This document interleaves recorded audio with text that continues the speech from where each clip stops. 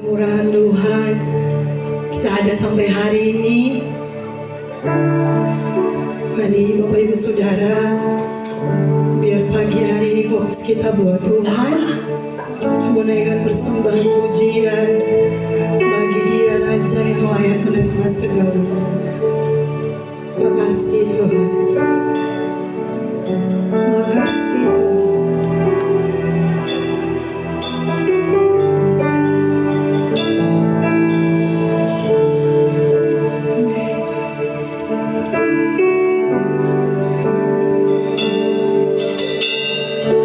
Saat ku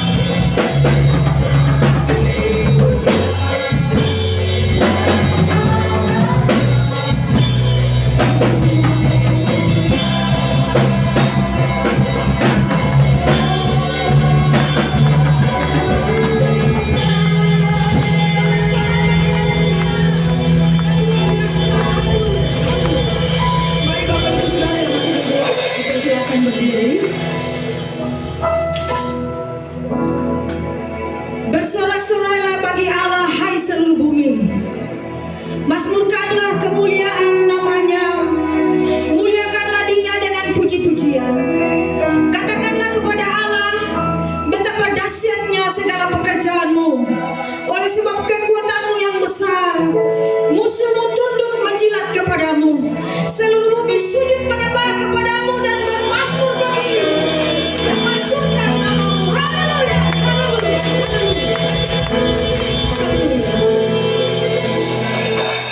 Betapa Engkau Allah yang luar biasa, Allah yang kami banggakan, Allah yang kami hargai, Allah yang kami hormati dalam seluruh kehidupan kami, Tuhan. Terima kasih Tuhan, kami kagum kepada Engkau Tuhan. Kami bangga punya Allah seperti Engkau. Pagi ini Tuhan kami ada di sini Tuhan untuk mau mengagungkan Engkau. Kami ada di sini dengan satu tujuan, memuji dan memuliakan nama-Mu Tuhan. Kami percaya setiap kami yang datang di sini Tuhan dengan kerinduan akan Tuhan, dengan kerinduan untuk mau berjumpa dengan Engkau Tuhan. Karena ketika kerinduan itu ada di hati kami Tuhan, kami percaya kami akan berjumpa dengan Engkau. Kami akan dilawat oleh Engkau ya Tuhan. Terima kasih Tuhan. Kami tidak izinkan roh di luar daripada Engkau ada di ruangan ini, ada di sekeliling kami Tuhan. Kami usir dia, kami tolak, patahkan, hancurkan di dalam nama Yesus. Kami hanya izinkan roh Allah bekerja di tempat ini Tuhan. Ambil alih ibadah ini Tuhan. Dan oleh sebab itu Bapa, kami tabiskan ibadah yang kedua ini, permulaan sampai pada kesudahannya, terjadi di dalam tuntunan kuasa roh Allah yang hidup, di dalam nama Tuhan Yesus Kristus. Mari Bapak Ibu yang siap memuji Tuhan, sama-sama kita katakan amin. Puji Tuhan, haleluya. Sekali lagi kita berikan sorak-sorai bagi Tuhan kita. Bapak Ibu, sebelum kita memuji Tuhan dengan kasih Kristus, mari saya mengundang Bapak Ibu yang di belakang, kita penuhi bangku yang di depan. Sekali lagi dengan kasih Kristus, Bapak Ibu yang di belakang, mari kita penuhi bangku yang di depan.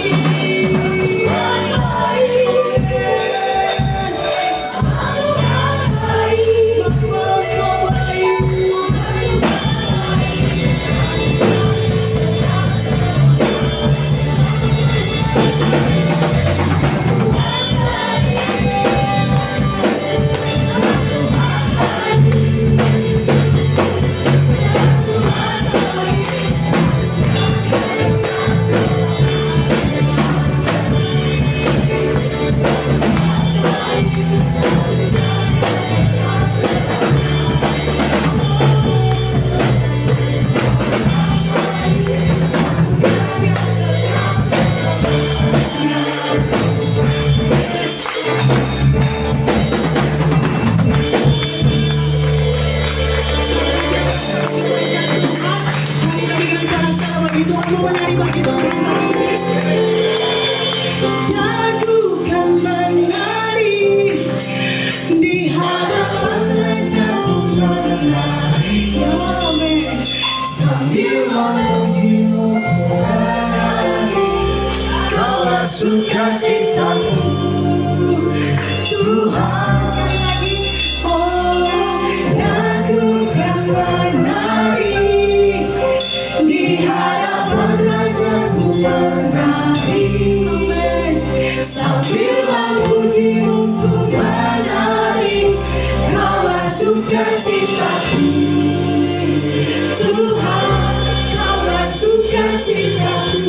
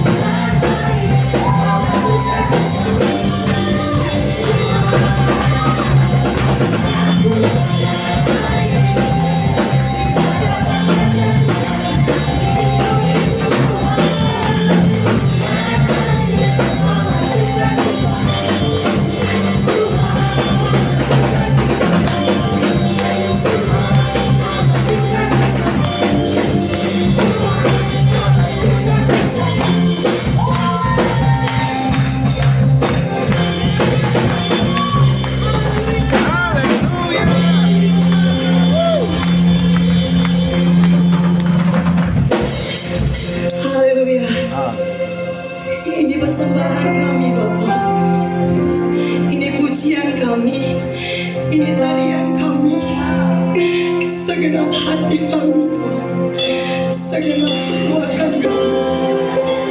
Biar ini menjadi persembahan di hadapan-Mu, berkenan di hadapan-Mu. Ini kami umat-umat-Mu Tuhan. Bapa, Engkau saja yang layak. Kami akan tetap menyembah-Mu Tuhan. Yesus Tuhan, terima kasih.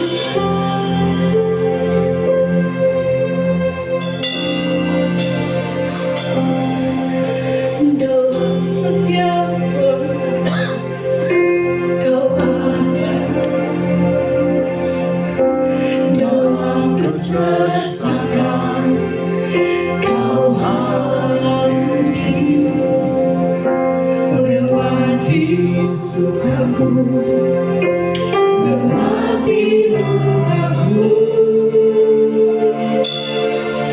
Ku serahkan semua. Aku berharap hanya tempatku bersandar bersamamu.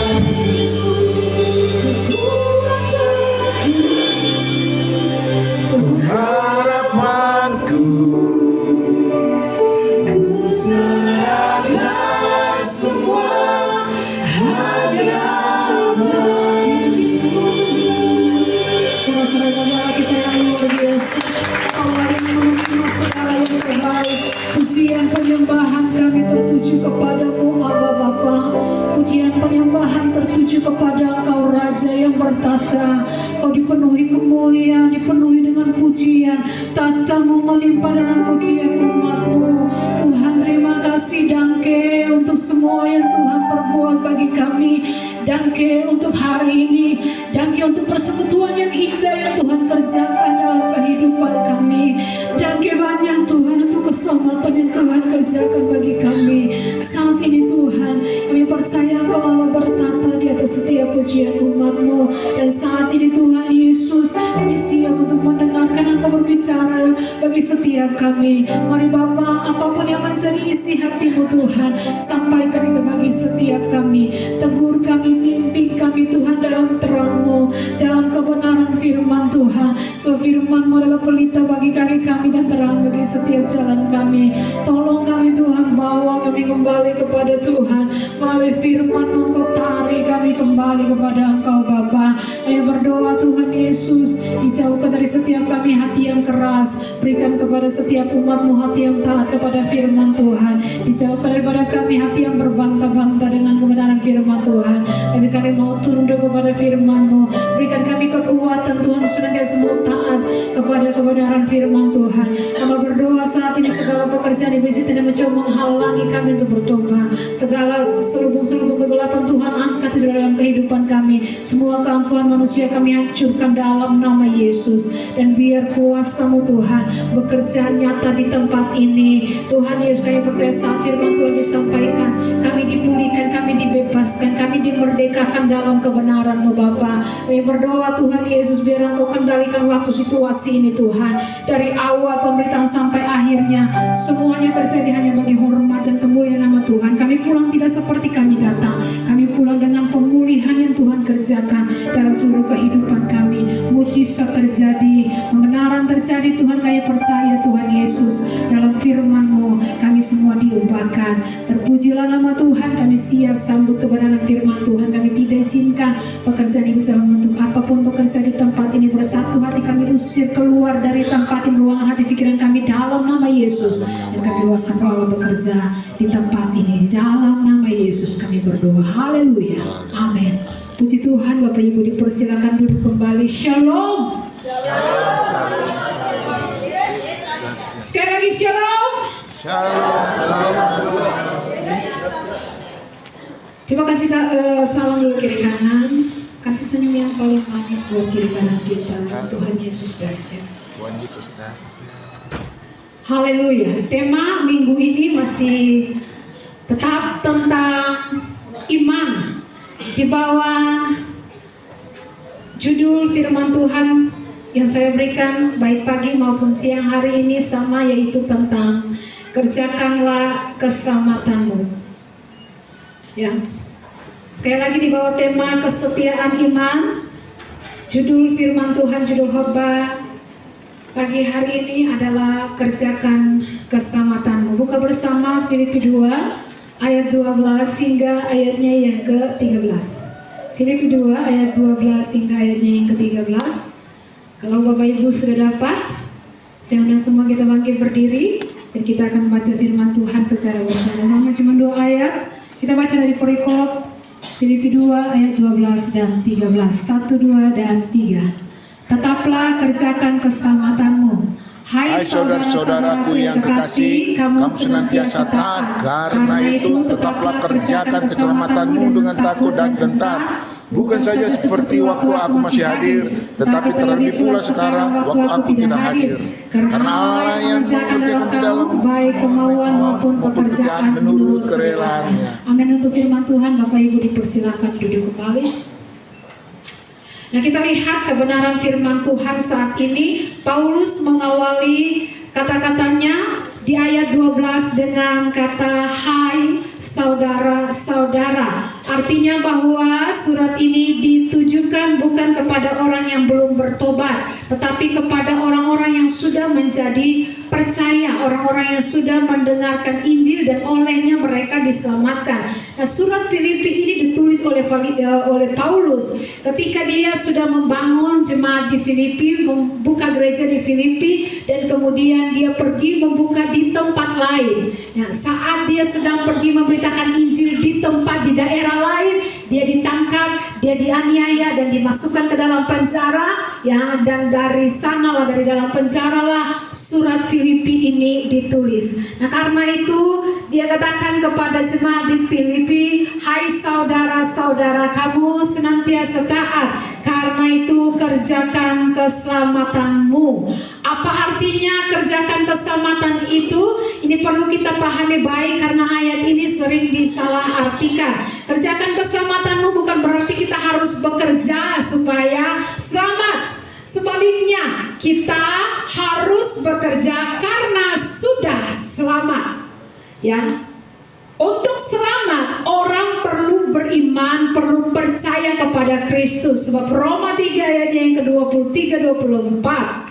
Roma 3 ayat 23-24. Karena semua orang telah berbuat dosa dan telah kehilangan kemuliaan Allah. 24. Dan oleh kasih karunia telah dibenarkan dengan apa? Cuma-cuma karena penebusan dalam Kristus Yesus. Kalau saya berbuat sesuatu dulu, berbuat baik dulu, ya, baru saya selamat, maka itu namanya bukan cuma-cuma. Ya, bukan cuma-cuma. Kalau saya harus lakukan sesuatu dulu. Kalau saya dapat 5 juta tiap bulan karena saya bekerja di perusahaan kah, sebagai PNS kah, sebagai anggota TNI Polri kah, kalau saya tiap bulan dapat 5 juta karena saya bekerja, itu namanya upah. Tapi kalau cuma-cuma saya dapat, tidak kerja, tidak lakukan apa-apa, tiba-tiba saya dapat, itu yang namanya cuma-cuma. Nah, keselamatan kita, pembenaran kita diperoleh dengan cuma-cuma oleh kasih karunia. Dia ini ke-27-28 dari Roma 3 ayat 27-28. Jika demikian, apakah dasarnya untuk bermegah? Tidak ada. Berdasarkan apa? Berdasarkan perbuatan? Tidak. Melainkan berdasarkan iman. Ayat 28. Karena kami yakin bahwa manusia dibenarkan karena iman dan bukan karena melakukan hukum Taurat. Karena itu kerjakan keselamatanmu bukan berarti saya perlu bikin sesuatu, saya perlu kerja dulu baru saya selamat. Tidak. Karena kalau demikian Paulus sedang menabrak kata-katanya sendiri dalam Efesus 2 ayat 8 dan 9 tadi. Sebab karena kasih karunia kamu diselamatkan oleh iman. Coba Efesus 2 ayat 8 dan 9. Sebab karena kasih karunia kamu diselamatkan oleh iman.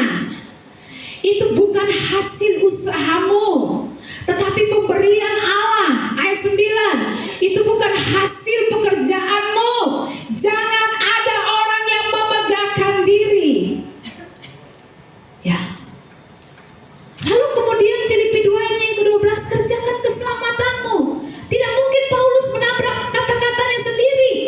Kalau di Efesus tadi katakan bahwa karena kasih karunia kamu diselamatkan oleh iman, itu bukan hasil usahamu, tapi itu pemberian Allah. Itu bukan hasil pekerjaanmu. Jangan ada yang memegahkan diri. Tapi kemudian kenapa dia tulis surat kepada jemaat di Filipi dikatakan kerjakan keselamatanmu?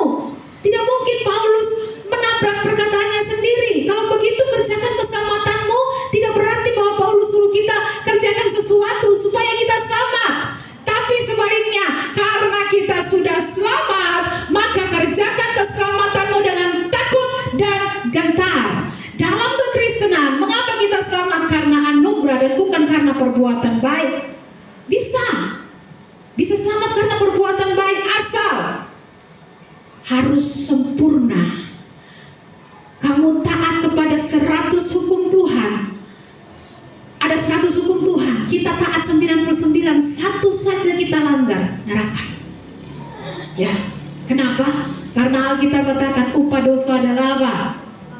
Bukan upah dosa-dosa, bukan upah dosa-dosa jamak, tidak. Tapi upah dosa tunggal, satu saja dosa, upahnya adalah maut.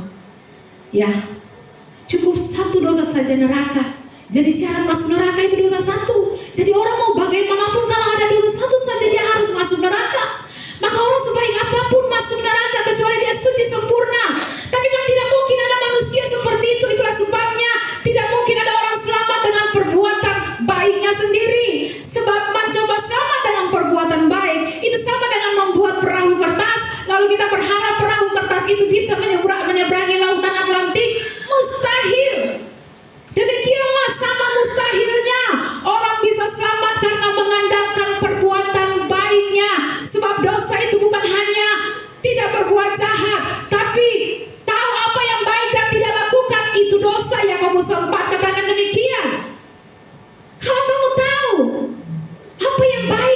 dikehendaki Tuhan kamu tidak lakukan, itu dosa. Contoh, aduh hari ini saya tidak mau bikin dosa deh, jadi saya tidak mau keluar ketemu orang, nanti bikin saya emosi, lebih baik saya tinggal saja di rumah, saya tidur saja sepanjang hari supaya saya jangan bikin dosa. Sekarang dengan tidak keluar rumah, hanya tidur seharian, sebenarnya ada banyak perbuatan baik yang bisa kita lakukan. Tapi karena kita hanya tidur sepanjang hari, maka perbuatan baik yang bisa kita lakukan tidak kita lakukan. Itu pun dosa. Karena itulah dalam kekristenan kita tidak andalkan perbuatan kita untuk memperoleh keselamatan, tapi kita mengandalkan karya Kristus di salib. Karya terbesar dalam hidupku, pengorbananmu yang selamatkanku. Karyanya memberikan kita keselamatan dan kita peroleh secara cuma-cuma. Nanti kita sudah diselamatkan, baru kita berbuat baik. Jadi berbuat baik ya bukan supaya selamat, tapi karena sudah menerima keselamatan, maka kita kerjakan keselamatan yang Tuhan berikan dengan cuma-cuma itu, dengan rajin berbuat baik. Jadi kalau kehidupan kita lahir dari sini, mati di sini, ya kita lahir di sini, kekalnya di sini, maka kalau kita punya kehidupan lahir di sini sampai usia mungkin 20-30 tahun, kita terima Yesus, kita percaya kepada Yesus, di sinilah titik kita terima keselamatan. Tapi apakah sudah masuk surga? Belum. Dari titik terima keselamatan ini sampai di sini, kerjakan keselamatanmu yang sudah kamu terima dengan cuma-cuma karena percaya kepada Kristus. Ya. Jadi sepanjang garis ini yang ujungnya surga. Dari sini saya percaya Yesus, saya terima keselamatan. Dari terima keselamatan sampai masuk surga, sepanjang titik inilah kita kerjakan keselamatan. Kerjakan keselamatan di sini dalam bahasa aslinya kata geseste, ya, artinya selesaikanlah. Jadi kata ini lebih bermakna selesaikanlah, bukan untuk menghasilkan keselamatan, tapi selesaikanlah keselamatan yang telah kamu terima dengan cuma-cuma itu. Ya. Maka di sini saudaraku, perintah ini bukan menyuruh kita bekerja supaya selamat. Selamat sudah, tapi keselamatan yang sudah diberikan kepadamu, kerjakanlah itu. Ya. Saya kasih contoh, bagi saya kasih contoh. Saya orang baik hati, dijahati sama orang, ya, dicurangi, ditipu. Tapi kemudian karena saya orang baik, saya bilang kepada bapak yang tipu saya, misalnya, Pak, saya kasih 1 hektar sawah kepada bapak, ya, ini 1 hektar tanah jadi milik bapak, ya, silakan bapak kerjakan sawah itu. Jadi dia harus kerjakan sawah itu bukan untuk memperoleh sawah karena dia sudah mendapatkan sawah itu, tapi dia harus kerjakan olah itu. Ya, jangan malas. Selamat diperoleh waktu kita percaya Yesus. Jadi kerjakan keselamatanmu bukan supaya kita dapat keselamatan, tapi karena kita sudah selamat, makanya kita harus kerjakan keselamatan yang kita terima dengan cuma-cuma. Ya, selamat diperoleh ketika kita percaya Yesus. Tapi setelah selamat kan belum masuk surga. Harus kerjakan keselamatan kita itu. Jadi orang Kristen jangan nganggur. Ini keselamatanmu, terima cuma-cuma. Mulai dari titik ini kamu percaya Kristus sampai ke surga, kerjakanlah keselamatanmu.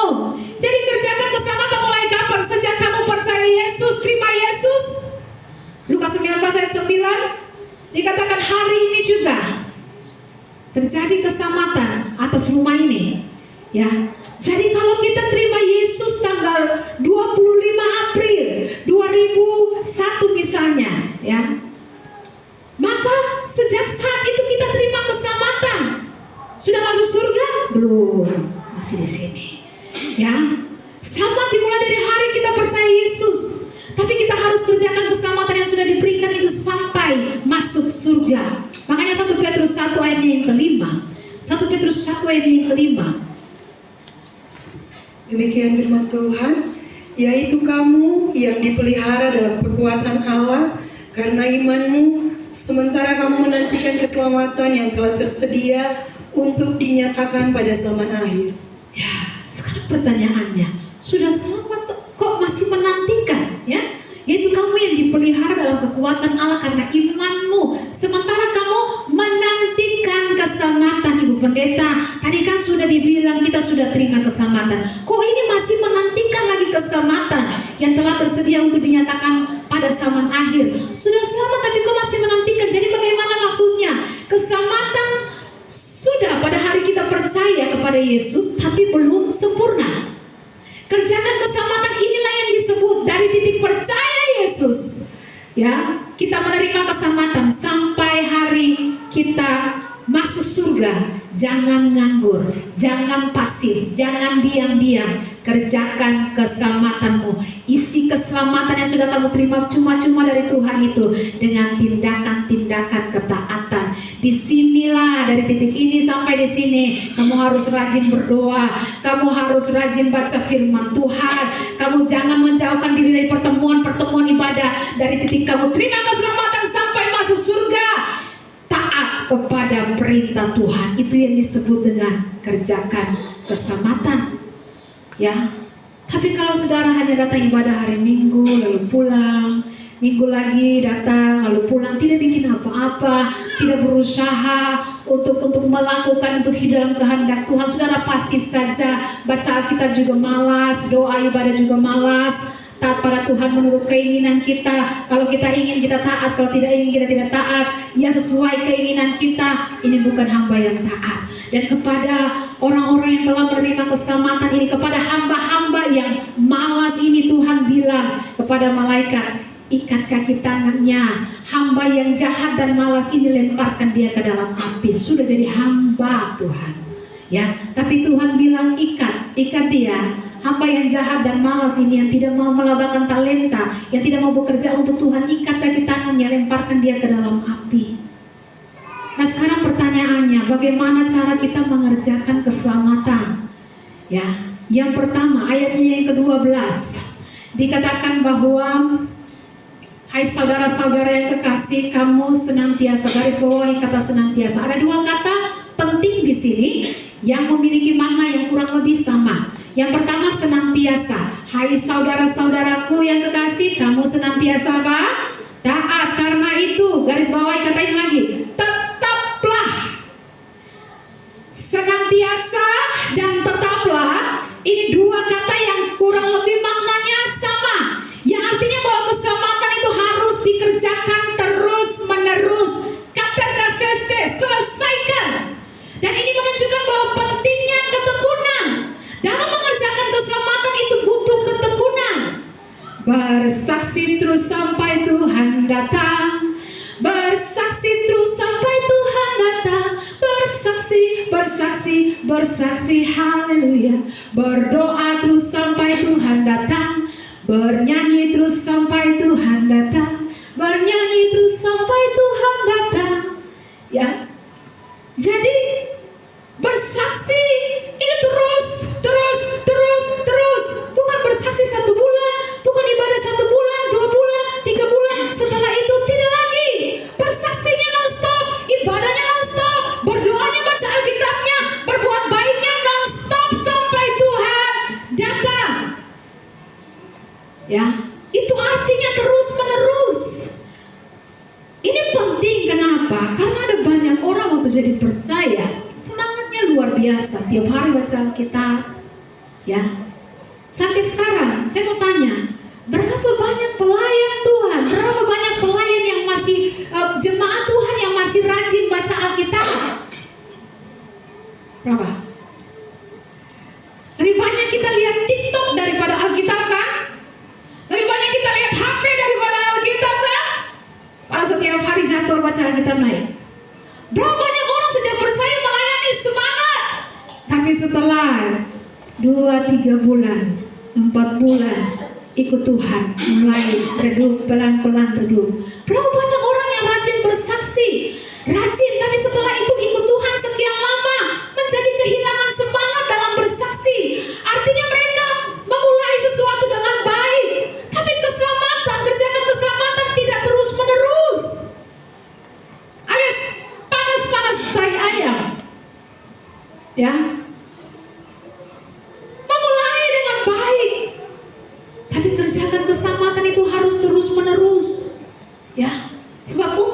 memulai sesuatu, kita butuh komitmen. Tapi untuk menyelesaikan sesuatu itu butuh konsisten. Ya, untuk memulai cukup komitmen. Tapi kalau kita hanya punya komitmen dan tidak konsisten, ya, kita hanya bisa memulai, tidak bisa mengakhiri, stop tengah jalan. Ya, kalau kita memulai keluarga kita dengan pernikahan kita dengan komitmen, ya, tapi tidak konsisten, 3 tahun, 5 tahun masih tetap bertahan, 5 tahun cerai karena tidak konsisten. Kamu mau bikin satu usaha, ya, mau buka warung, buka toko, kalau kita hanya komitmen berjalan, tapi kemudian 1-2 tahun tutup karena tidak konsisten. Kalau kita mau melayani, ya, kita awal-awal komitmen melayani, habis dibaptis, Tuhan saya akan melayani Engkau seumur hidupku. Tapi kalau kita tidak konsisten, begitu ada masalah kita berhenti. Ya, kita mau cari kerja, kita mau ikut tes, berdoa, Tuhan tolong kalau saya tembus Tuhan 10% saya akan kembalikan, perpuluhan saya akan kembalikan kepada Tuhan. Bukan cuma 10, 30% Tuhan. Komitmen. Tapi kalau tidak konsisten, 2-3 bulan berjalan, selebihnya hilang. Ya. Maka untuk memulai butuh komitmen, tapi untuk menyelesaikan butuh konsisten. Ya, nah banyak kita punya komitmen hanya tidak konsisten. Kerjakan keselamatan menurut Paulus harus konsisten, terus menerus sampai Tuhan datang. Banyak gereja mulai awal luar biasa, bersemangat beritakan Injil luar biasa, tapi pada akhirnya kerajinan mulai kendor, sampai akhirnya mati, apinya padam. Itulah sebabnya kenapa banyak gereja-gereja di barat dijual, dijadikan masjid, dijadikan diskotik, dijadikan bar. Ya, karena komitmen ada tapi tidak konsisten. Nah, kerjakan keselamatan harus konsisten terus menerus. Kita bisa lemah, betul. Itulah sebabnya Paulus berkata, janganlah hendaknya kerajinanmu apa? Kendor. Biarlah rohmu menyala-nyala melayani Tuhan, harus konsisten. Sekali kamu ambil keputusan ikut Tuhan, tidak boleh stop, tidak boleh berhenti. Sekali kamu ambil keputusan melayani Tuhan, tidak boleh berhenti, harus start sampai akhir. Ya, seperti ada cerita seorang yang mencoba menyeberangi got yang jaraknya cukup besar, hampir 1,5 meter, hampir 2 meter jaraknya. Dan dia mau coba-coba, saya bisa atau tidak sampai di seberang. Ya, sampai di seberang. Waktu dia mau ancang-ancang untuk lompat, pas mau lompat, dia takut, jangan sampai saya jatuh di tengah. Tidak jadi. Akhirnya dia mulai balik, dia mau pulang, terbilang, kenapa saya tidak coba? Lalu dia coba lagi, pas mau lompat, tidak jadi. Dia bilang, kalau saya lompat, saya luka bagaimana? Akhirnya dia pulang balik. Dan akhirnya dia bilang, kalau saya begini terus, saya tidak akan sampai di seberang.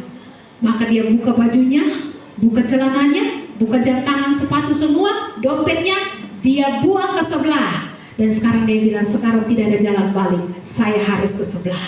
Dan dia adalah cancan, dia lompat dan sampai ke sebelah, tidak ada jalan kembali. Ikut Tuhan harus begitu. Sekali ambil keputusan ikut Tuhan harus terus menerus dan tidak boleh berhenti. Banyak orang taatnya kepada Tuhan taat musiman. Padahal kita katakan kerjakan keselamatanmu, bukan hanya kerjakan keselamatanmu, harus konsisten, kata Paulus. Harus terus menerus. Maka hari ini saudara, engkau yang mulai letih lesu dan beban berat, yang dulu semangat melayani, semangat beribadah, semangat main musik, semangat singers, semangat melayani Tuhan, yang dulu semangat beribadah, ya, mau ibadah pemuda, mau doa, hadir. Sekarang tidak lagi, ayo sekarang bangkit semua. Kerjakan keselamatanmu. Ya, kebenaran keselamatan itu harus dikerjakan, dipelihara, iman itu harus dikerjakan. Kalau tidak bisa tumbuh. Dosa itu tidak usah dipelihara, tumbuh sendiri. Ya, lihat saja di tanah, lebih banyak rumput daripada tanaman yang menghasilkan. Rumput itu saudara tidak usah tanam bibit, tumbuh sendiri. Tidak usah dirawat, tumbuh sendiri. Dia pokoknya banyak sekali, tidak perlu dirawat.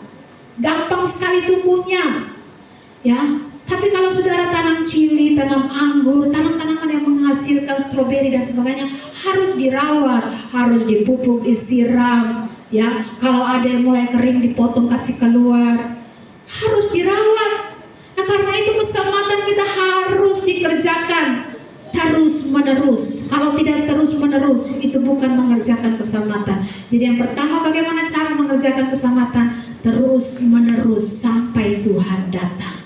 Yang kedua, bagaimana kita harus mengerjakan keselamatan? Dikatakan di ayatnya yang ke-12, masih tetap ayat 12. Selain yang pertama, keselamatan harus dikerjakan terus menerus. Ya, bukan panas-panas tai ayam, tapi terus menerus sampai selesai. Yang kedua, keselamatan kita harus dikerjakan, dikatakan ayat 12, kamu senantiasa taat, karena itu tetaplah kerjakan keselamatanmu dengan takut dan getar, bukan saja seperti waktu aku masih hadir, tetapi terlebih pula sekarang waktu aku tidak hadir. Artinya yang kedua yang Paulus mau bilang, keselamatan kita harus dikerjakan, jangan bergantung kepada manusia, jangan bergantung pada orang lain. Kamu senantiasa taat, saudara-saudaraku, tapi tetaplah kerjakan keselamatan itu, bukan hanya seperti waktu aku masih ada di tengah-tengah kamu, tapi terlebih pula sekarang waktu aku sudah tidak ada di tengah-tengah kamu, tetaplah kerjakan keselamatan itu dengan takut dan gentar. Jadi waktu mereka dengan Paulus, api menyala, tapi begitu Paulus pergi ke tempat lain untuk membuka pelayanan, untuk membuka penginjilan, maka api itu redup. Seringkali banyak kita kerjakan keselamatan tergantung pada orang, kan? Ya, orang yang kita banggakan, orang yang kita idolakan. Bahaya kalau orang Kristen ikut Tuhan, kalau dia mengidolakan hamba Tuhan tertentu, mengidolakan manusia. Kalau kita idolakan orang tertentu, tiba-tiba orang itu pergi, selesai. Ya, itu saudara bukan ikut Tuhan, saudara ikut orang, ikut manusia. Berapa banyak gereja bergantung pada satu figur, maka selama figur itu ada semangat dia, tiba-tiba figur itu pindah pergi ke tempat lain, hilang semangat, hilang juga dari peredaran. Ada gereja gedung tampung 20.000 orang setiap ibadah, ya, 20.000 orang setiap minggu beribadah di gereja itu. Tetapi ketika pendetanya meninggal dunia, 20.000 orang tidak ada lagi. Yang ada yang beribadah tiap minggu hanya 2.000 orang saja. 18.000 kemana? Iman mereka. Mereka mengerjakan keselamatan tergantung kepada manusia, tergantung kepada orang, tergantung kepada idola mereka. Lihat saudara, murid-murid, waktu Yesus sama-sama dengan mereka, mereka melayani semangat. Ya, tapi waktu Yesus terangkat ke surga, apakah mereka menjadi kurang semangat? Tidak. Bahkan kita bilang mereka pergi sampai ke seluruh dunia beritakan Injil, ya, dan mereka mati di tempat di mana mereka memberitakan Injil. Mereka tanpa semangat beritakan Injil kemana-mana. Itulah maksudnya kerjakan keselamatan tidak tergantung kepada orang. Ada banyak orang taat, kalau orang lain taat. Banyak orang rajin, kalau orang lain rajin, ya. Kalau si rajin ibadah, betul rajin lain. Kalau si rajin berdoa, betul rajin lain. Ya, kalau kakak rajin, betul rajin. Kalau ibu pendeta rajin setia, betul setia. Kalau kakak rajin melayani, betul rajin. Tapi kalau kakak suka malas, betul pemalas lain.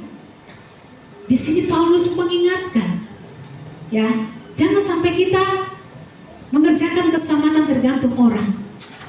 Waktu aku hadir, baik sekarang waktu aku tidak hadir, terlebih pula sekarang waktu aku tidak ada, kamu harus tetap kerjakan keselamatanmu. Ya, jangan seperti Barak. Dalam satu Tawarik dikatakan Barak dan Deborah. Barak itu laki-laki, Deborah itu perempuan, dia seorang hakim. Tapi waktu berperang melawan musuh, Barak bilang kepada Deborah, kalau engkau maju, saya maju. Tapi kalau engkau tidak maju, saya pun tidak akan maju. Ya, berapa banyak orang seperti ini. Kalau Bapak rajin, saya rajin. Kalau Bapak majelis, pelayan-pelayan yang lain malas, saya juga jadi malas. Kalau Ibu aktif, saya aktif. Kalau Ibu si aktif lah, Ibu tidak saya aktif. Nah, di sini Paulus ingatkan jemaat Filipi, kerjakan keselamatanmu. Jangan hanya seperti waktu aku masih ada, tetapi terlebih pula sekarang waktu aku tidak ada. Kerjakan keselamatanmu. Jemaat Filipi, jemaat Tuhan di tempat ini, ingat, kerjakan keselamatan, jangan bergantung kepada orang lain. Saudara pikirkan, apakah saudara sering bergantung kepada orang lain imanmu? Apakah saudara kesetiaanmu kepada Tuhan, pengiringanmu kepada Tuhan bergantung kepada orang? Mari bertobat. Yang ketiga, mengerjakan, bagaimana cara kita mengerjakan keselamatan? Dikatakan dalam firman Tuhan, tetap di ayatnya yang ke-12. Tetap, hai saudara-saudaraku yang kekasih, kamu senantiasa taat. Karena itu, tetaplah kerjakan keselamatanmu dengan apa? Takut dan istilah takut dan gentar menggambarkan rasa hormat kepada Tuhan. Jadi yang ketiga, bagaimana kita harus mengerjakan keselamatan kita? Kerjakan keselamatan dengan takut dan gentar, dengan rasa hormat kepada Tuhan. Ada banyak orang beribadah, tapi bukan karena takut, bukan karena hormat kepada Tuhan. Saya siapkan khotbah lalu menyampaikannya untuk apa? Oh, supaya saya bisa dapat duit, supaya saya bisa dapat persembahan kasih. Kalau itu motivasinya, saya melakukannya bukan karena saya takut dan gentar kepada Tuhan, tapi kalau saya persiapkan firman Tuhan ini dan menyampaikannya dengan sungguh-sungguh karena didasarkan penghormatan kepada Tuhan, saya sedang mengerjakan keselamatan dengan takut dan gentar. Begitu juga dalam ketaatan. Saudara lihat Yusuf, kira-kira kenapa dia menolak tidur dengan istri Potifar? Ya, karena dia bilang kepada istri Potifar, jangan. Nanti kalau tiba-tiba tuan rumah pulang, kalau tiba-tiba bapak Potifar pulang, lalu lihat bagaimana? Tidak. Ya, Yusuf menolak tidur dengan istri Potifar karena apa? Kejadian 39 ayatnya yang ke-7 dan 9. Ini alasan Yusuf menolak. Demikian firman Tuhan. Selang beberapa waktu, istri tuannya memandang Yusuf dengan berahi. Lalu katanya, marilah tidur dengan aku.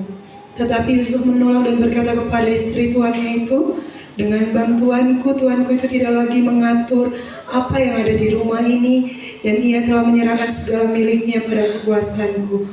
Bahkan di rumah ini, ia tidak lebih besar kuasanya daripadaku, dan tiada yang tidak diserahkannya kepadaku selain daripada engkau, sebab engkau istrinya. Bagaimanakah mungkin aku melakukan kejahatan yang besar ini dan berbuat dosa terhadap Allah? Alasan Yusuf tidak mau atau menolak dosa adalah karena dia hormat kepada Tuhan, rasa takut dan gentar kepada Tuhan. Dia tidak takut akan penjara, dia tidak takut ketahuan manusia nantinya, dia tidak takut ketahuan atasan pimpinan. Nanti kalau ketahuan orang saya bikin dosa, boleh tidak? Dia tolak untuk melakukan dosa karena dia takut hormat kepada Tuhan. Ya, ada banyak orang datang ke gereja bukan karena takut Tuhan, ya, tapi untuk mengejar berkat. Ada banyak orang datang ke gereja bukan karena gentar sama Tuhan, ya, tapi karena takut kepada manusia. Orang bisa taat karena kondisi, bukan karena memang dia kepingin taat. Maka saudara baca Alkitab, baca Alkitab tiap hari. Jangan karena kewajiban, tapi karena saudara hormat Tuhan. Saudara melayani bukan untuk dapat apa-apa, tapi karena saudara hormat Tuhan. Waktu kita melayani Tuhan bukan supaya saya diberkati, bukan supaya usaha lancar, tapi karena sikap hormat kepada Tuhan. Saudara melakukan tugas di gereja bukan hanya karena kewajiban, tapi karena saudara hormat dan takut sama Tuhan. Kenapa ada orang dalam pelayanan, ini cuma pelayanan remeh, lalu akhirnya dia tinggalkan pelayanan, tidak hormat sama Tuhan. Makanya ada pendeta bawa anaknya ke gereja, ikut rapat, ikut seminar, pas mau pulang anaknya bilang, itu saya mau pulang. Kata pulang sudah, saya mau pulang. Kenapa? Beta lebih suka papa yang di gereja daripada papa yang di rumah. Papa yang di gereja tuh sih marah-marah, sih kata-kata kasar, lembut sekali. Tapi kalau papa di rumah, papa punya segala macam wajah asli keluar. Ya, itu karena ketaatan kita mau dilihat manusia, kita jadi munafik seperti itu. Tapi kalau ketaatan kita didasarkan karena hormat kepada Tuhan, ada orang tidak ada orang, kita taat. Ada orang, tidak ada orang, kita jauhi dosa. Kenapa? Karena kita yakin di atas semuanya ada Tuhan yang melihat semua perbuatan dan ketaatan kita. Maka kita melakukannya karena kita menghormati Tuhan. Banyak orang melayani Tuhan bukan karena hormat Tuhan, tapi karena mau berkat. Ya. Karena saya katakan tadi, kalau saudara datang ke gereja hanya untuk kejar berkat, bukan kejar Tuhan, pergi ke gereja setan lebih bagus, cepat kaya. Orang kalau mau kaya cepat itu pergi ke Gunung Kawi, kasih sajen, langsung kaya. Jadi kalau kita datang ke gereja untuk beribadah, yang kita kejar adalah berkat, bukan Tuhan, ke gereja setan saja lebih bagus, langsung jadi kaya. Apakah saudara dianjurkan ke gereja? Tidak, saya tidak menganjurkan ke gereja setan juga. Tapi kalau yang kita kejar hanya selama kita datang beribadah, hanya supaya kita diberkati, supaya usaha pekerjaan kita diberkati Tuhan, bukan Tuhan yang kita kejar, tapi supaya kita, maka ke gereja setan saja lebih bagus. Ya, Tuhan jangan dilihat sebagai Tuhan saja, tapi pandang dia sebagai harta. Bahkan lebih dari kekayaan apapun, Lukas 12 ayat yang ke-34. Karena di mana hartamu berada, di situ juga hatimu berada. Kenapa Daud bisa melekat sama Tuhan? Raja Daud itu sangat melekat dengan Tuhan.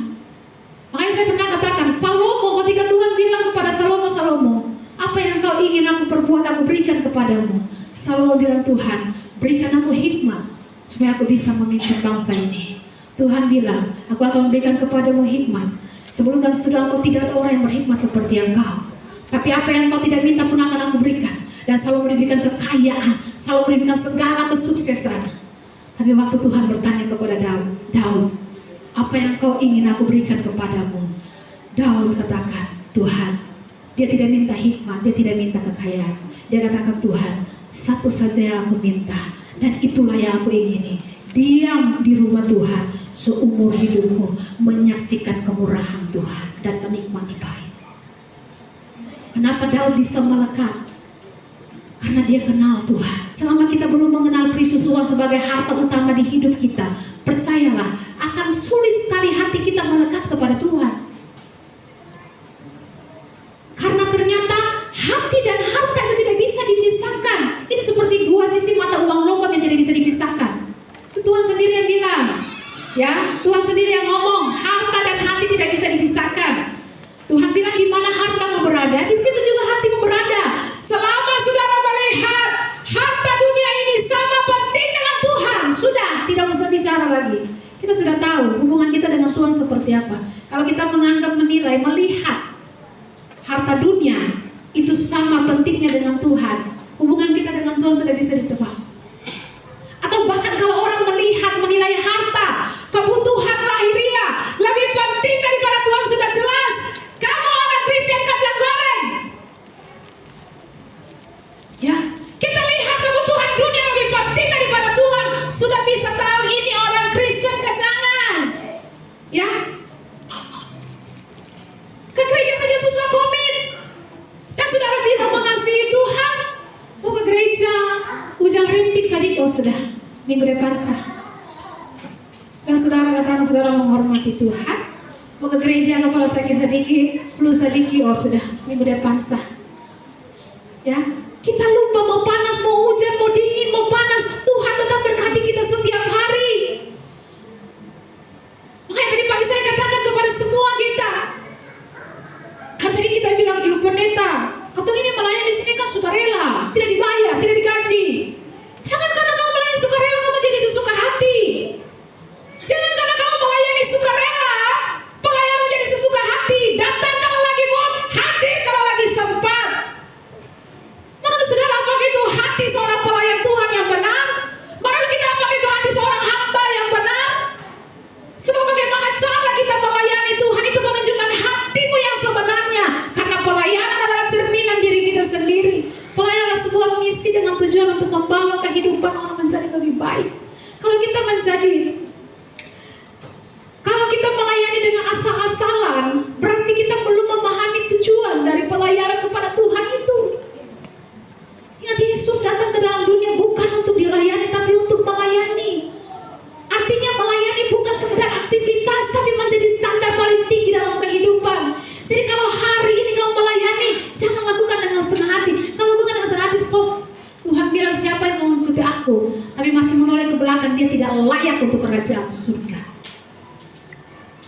Ya.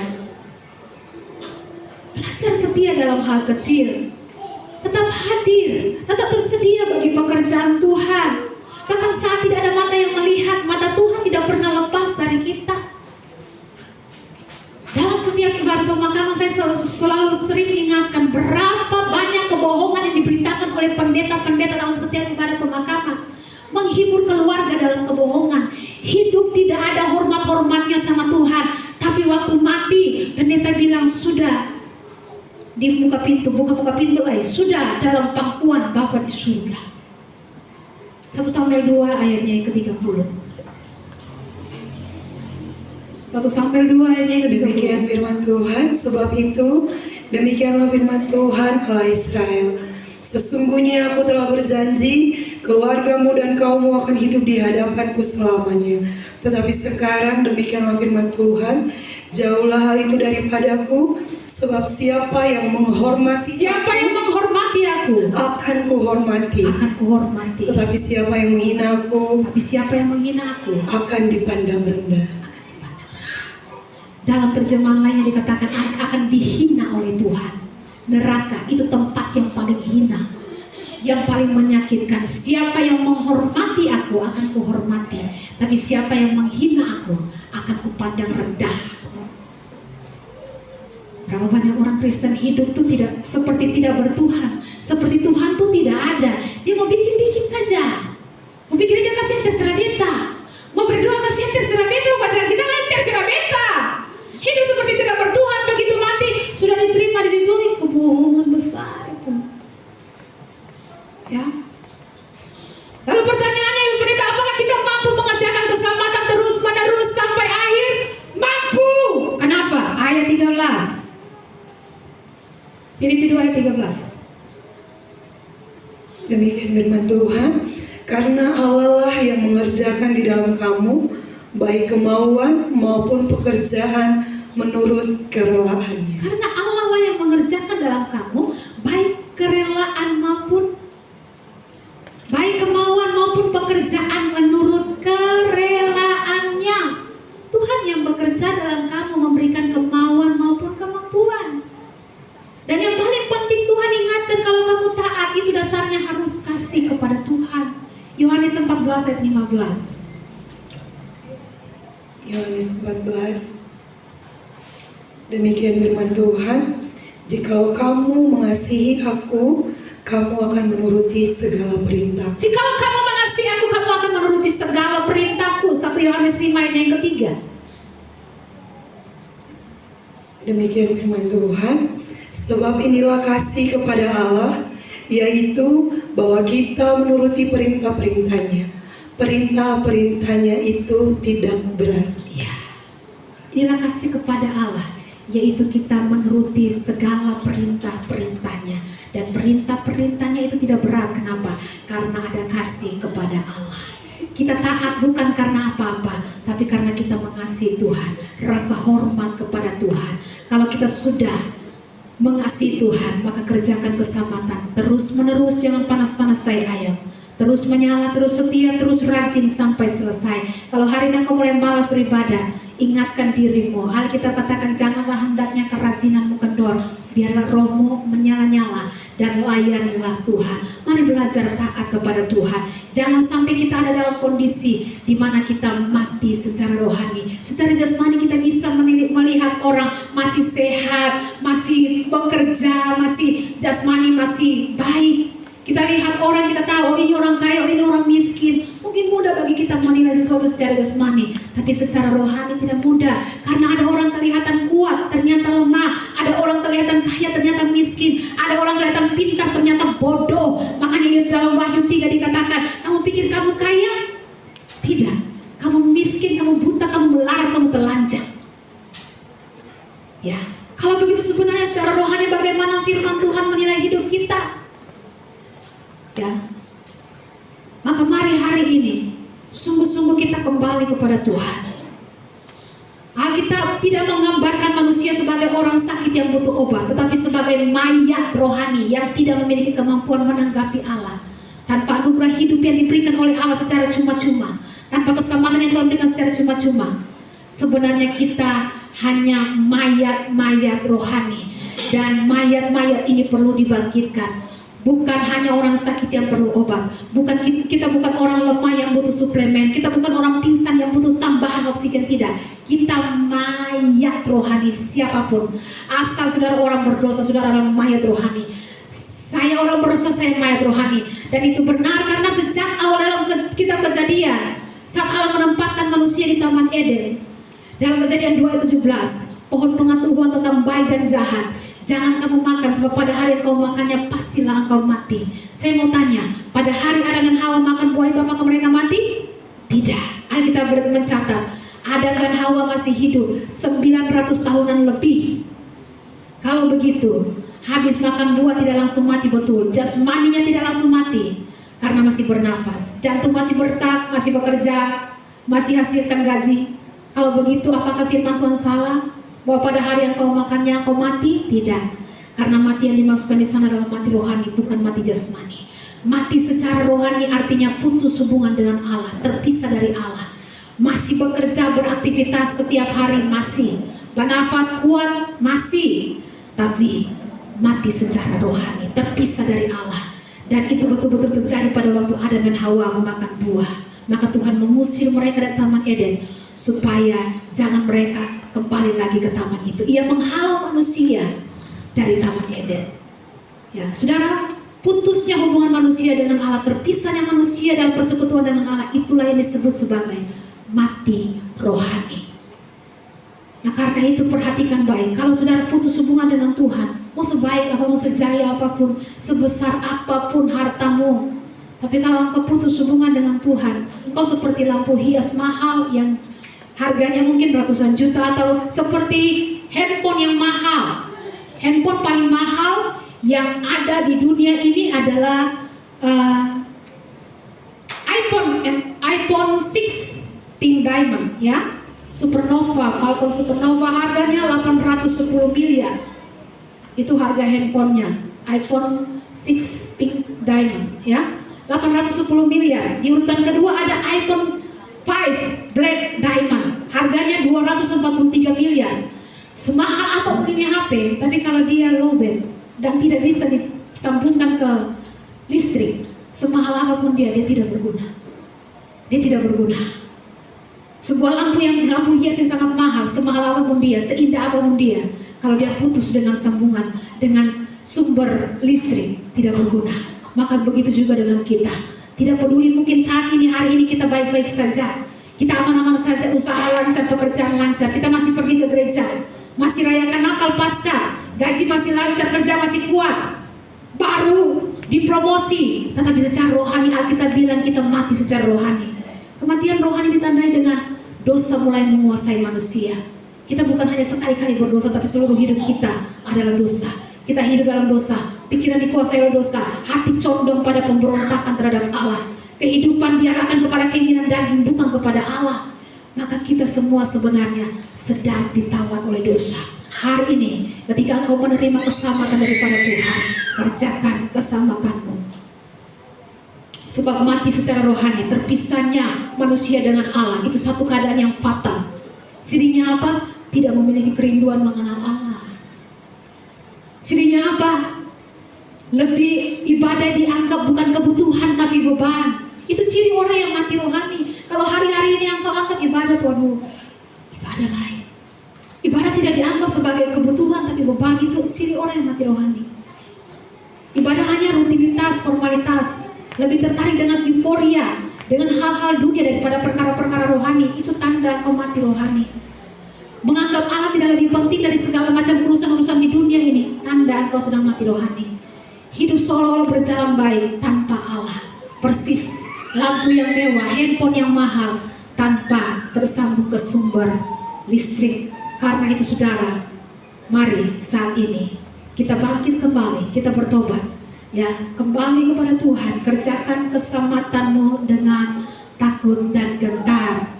Ya, bagaimana caranya? Sekali lagi saya tutup dengan ini. Yang pertama, terus-menerus kerjakan keselamatan. Yang kedua, jangan bergantung kepada orang lain. Yang ketiga, kerjakan keselamatanmu dengan rasa hormat, takut kepada Tuhan. Ya, sebab neraka itu bukan sesuatu yang tidak ada. Neraka itu sesuatu yang ada. Jonathan Edwards, seorang pengkhotbah tua, ya, sekali waktu dia berkhotbah di Amerika, dia bukan pengkhotbah seperti karismatik yang menggebu-gebu, yang bisa teriak-teriak seperti saya. Dia pengkhotbah yang tenang-tenang saja.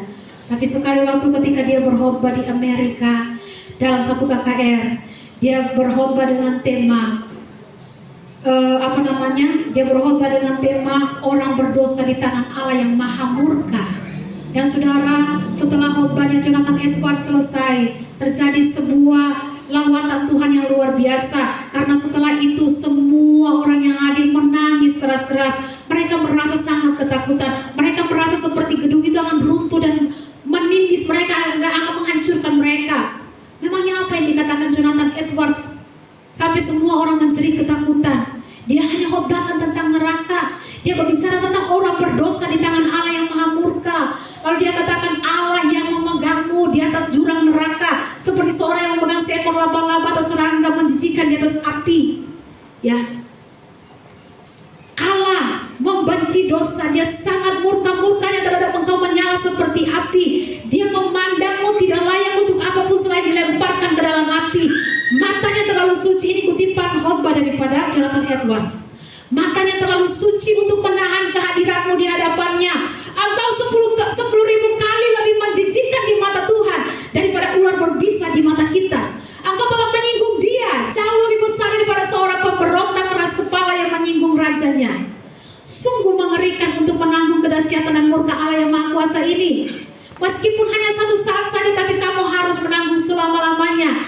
Tidak ada kata akhir bagi penderitaan yang begitu mengerikan ini. Ketika kamu mencoba memandang ke depan, kamu akan melihat selama-lamanya yang panjang tidak bertepi membentang di hadapanmu, yang akan menelan seluruh pikiran dan membuat jiwamu gemetar. Dan kamu akan benar-benar putus asa untuk pernah mendapatkan kelepasan atau akhir atau pengurangan dari siksaan di neraka. Kamu harus tahu dengan pasti bahwa kamu harus menghabiskan jutaan dan jutaan sama dalam pertarungan dan pergumulan melawan pembalasan Allah yang tidak ada belas kasihan ini. Dan setelah kamu melewati begitu banyak zaman, kamu akan tahu bahwa semuanya itu hanyalah sebutir titik dibandingkan dengan apa yang masih menanti. Dengan demikian, hukumanmu benar-benar tidak berkesudahan dan tidak terbatas. Itulah kutipan khotbah dari Jonathan Edwards yang membuat semua orang ketakutan dan gemetar. Artinya dia mau bilang, seandainya kamu masuk neraka hari ini, lalu kamu jalani 1 tahun di neraka, 2 tahun, 100 tahun di neraka, 1000 tahun, 1 juta tahun di neraka. Setelah 1 juta tahun kamu ada di neraka, tersiksa, menderita, dan kamu pikir bahwa ini sudah akhirnya. Kamu memandang ke depan, masih berapa lama? Ternyata waktu kamu lihat ke belakang, kamu baru 1 titik. 1 juta tahun baru 1 titik, kata Jonathan Edwards. Dan kamu memandang ke depan, masih berapa lama di neraka? Ternyata neraka itu garis tidak berujung. Kalau 1 juta tahun di neraka baru 1 titik, bagaimana dengan garis yang tidak berujung? Maka dia berkata, di sana kamu akan benar-benar putus asa. Tiada akhir dari penghukuman di neraka. Tanpa keringanan, tanpa pengurangan, tanpa istirahat. Orang kalau masuk surga, kita ucapkan rest in peace. Tapi kalau orang masuk neraka bukan rest, karena tidak ada istirahat di sana. Maka saudara perhatikan, pikirkan ini baik-baik. Kita bisa lihat bahwa kematian rohani jangan dianggap remeh. Imanmu jangan dianggap remeh. Ikut Tuhan jangan main-main. Saudara harus serius dalam pengiringan kepada Tuhan. Ya, seandainya tidak ada solusi bagi kematian rohani kita, malam ini saudara mati, saudara langsung ke neraka. Puji Tuhan, karena Tuhan mati bagi dosa-dosa kita. Karena itulah waktu kita percaya kepada Yesus, kita terima keselamatan. Tapi dengan ini baik, kerjakan keselamatanmu dengan takut dan gentar, dengan hormat kepada Tuhan. Jangan pasif, jangan malas, karena engkau akan dilemparkan ke dalam neraka. Kerjakan keselamatanmu, hargai pemberian Tuhan secara cuma-cuma, yaitu keselamatan yang telah kita terima. Mari setiap kita bangkit kembali untuk kita mengerjakan keselamatan kita. Amin. Untuk firman Tuhan, saya undang pemain musik, singer sudah maju ke depan. Terima kasih Tuhan.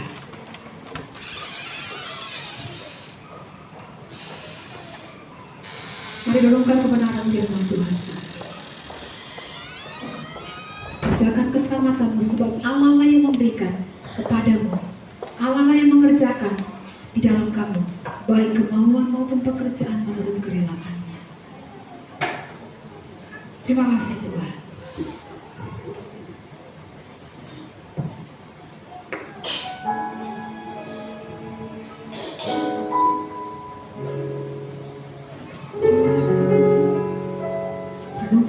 Tuhan.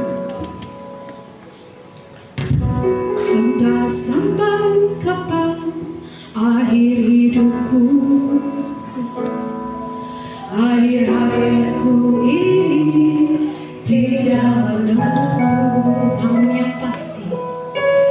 Namun yang pasti perjalanan hidup ini berakhir di suatu saat nanti.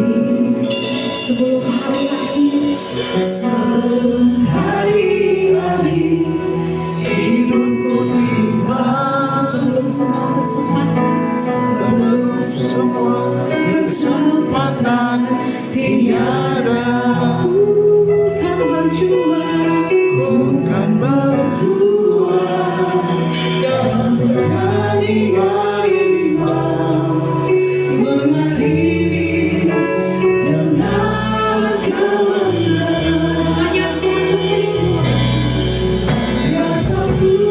kerinduanku, saburan di bawahmu,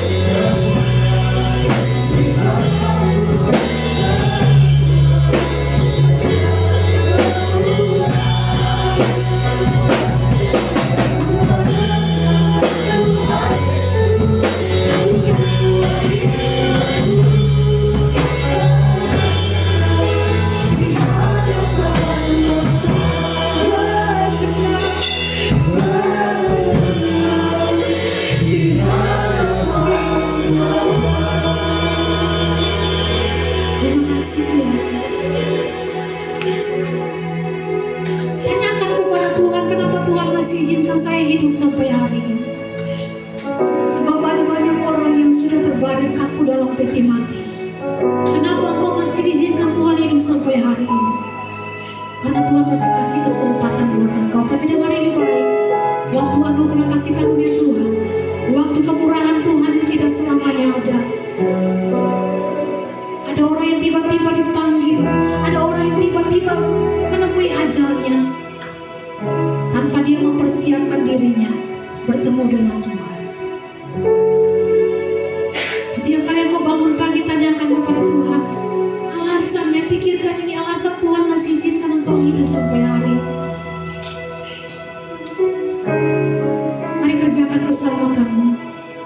terus-menerus sampai Tuhan datang. Engkau terima keselamatan itu dengan cuma-cuma. Hargailah pemberian Tuhan itu. Hargailah pengorbanan Tuhan. Hargailah keselamatan yang diberikan secara cuma-cuma. Semua kita telah menerima keselamatan ketika kita menjadi percaya kepada Tuhan. Tapi setelah itu kerjakan isi keselamatan itu dengan taat kepada Tuhan.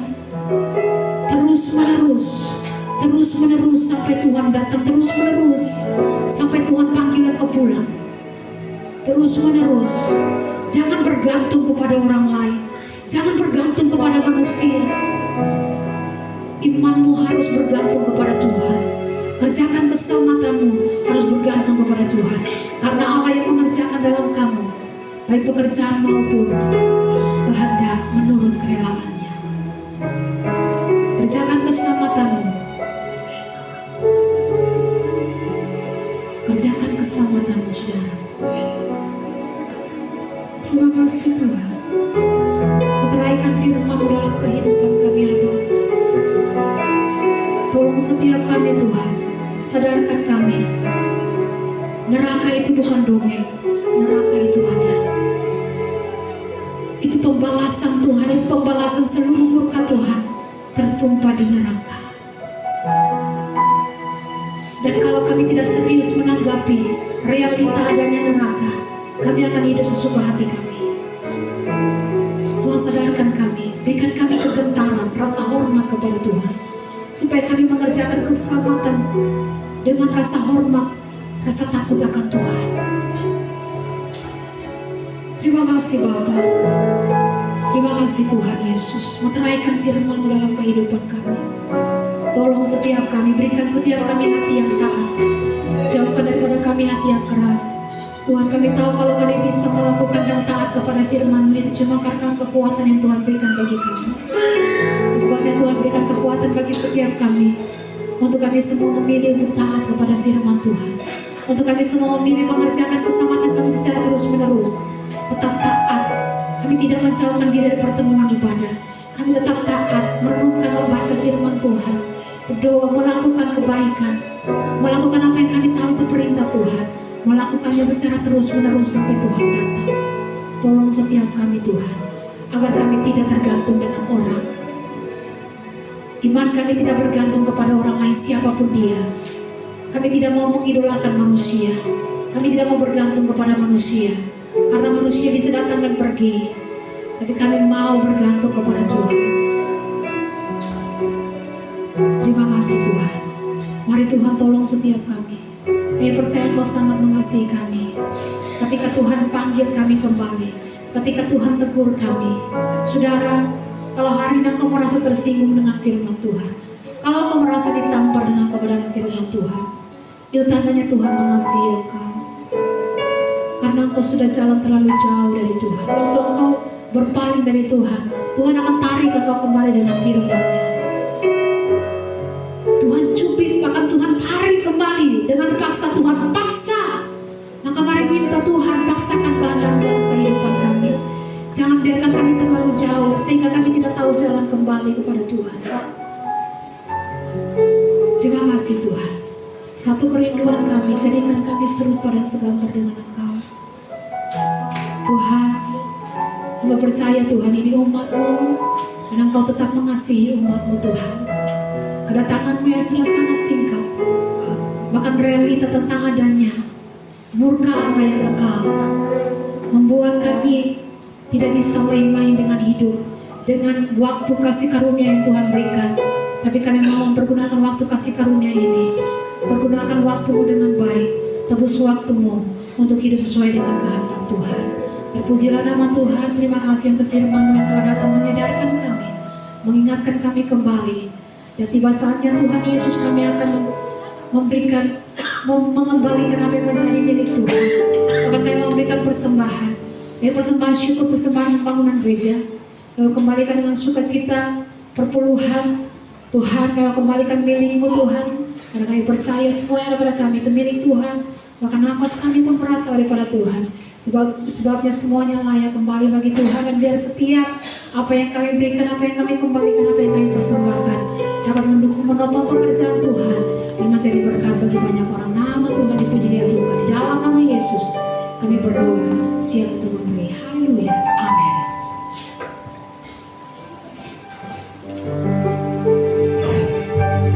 Beri Tuhan Yesus memberkati.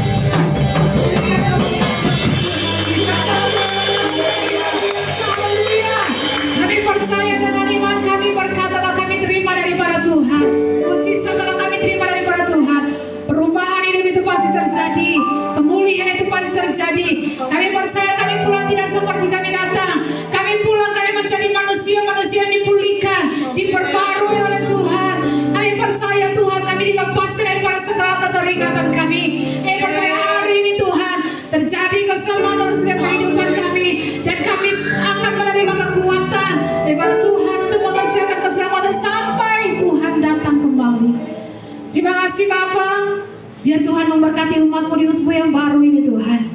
Ketika dalam pekerjaan usaha daripada umat-Mu diberkati oleh Tuhan. Tuhan buat berhasil semua yang mereka kerjakan yang sesuai dengan firman Tuhan. Apa yang mereka kerjakan yang bertentangan dengan firman Tuhan, batalkan itu dalam nama Yesus, gagalkan itu dalam nama Yesus. Supaya setiap umat-Mu dalam pekerjaan aktivitas, mereka melakukannya dengan rasa hormat kepada Tuhan. Tuhan tolong setiap umat-Mu atau setiap apa yang mereka lakukan di usbu yang berjalan nanti, di minggu yang baru nanti Tuhan. Kami berdoa biar setiap umat-Mu mengandalkan Tuhan. Sehingga apapun boleh terjadi di tengah dunia kegoncangan demi kegoncangan, semua sisi-sisi dunia ini tergoncang. Tapi kami percaya kerajaan Allah akan tetap berdiri kekal selama-lamanya, akan tetap teguh selama-lamanya. Itu sebabnya kami tidak mau orang menjadi manusia yang ditentukan oleh keadaan, yang iman kami ditentukan oleh situasi dunia ini, tapi kami mau Tuhan Yesus hidup kami hanya ditentukan oleh Tuhan dan perkataan-Mu Bapa. Tuhan memberkati setiap keluarga kami, suami istri anak-anak kami yang ada saat ini yang terpisah dengan kami. Tuhan memberkati semua keluarga kami dalam nama Yesus. Selamatkan Tuhan istri, anak, suami kami, orang tua kami, adik kakak kami. Tuhan kami berdoa biar keselamatan terjadi atas setiap keluarga kami. Dan kami berdoa saat ini Tuhan Yesus, biar Engkau memberkati setiap pekerjaan umat-Mu, usaha daripada umat-Mu. Tuhan Yesus, perlindungan Tuhan atas setiap usaha pekerjaan mereka, dijauhkan daripada segala hal-hal yang Tuhan Yesus tidak sesuai dengan kehendak Tuhan. Dan kami berdoa Tuhan biar umat-Mu semakin berhasil, dan biar melalui setiap titipan Tuhan, baik pekerjaan, usaha, nafas, keluarga, kehidupan, kesehatan yang Tuhan berikan, umat-Mu mau pakai untuk hormat dan kemuliaan nama Tuhan.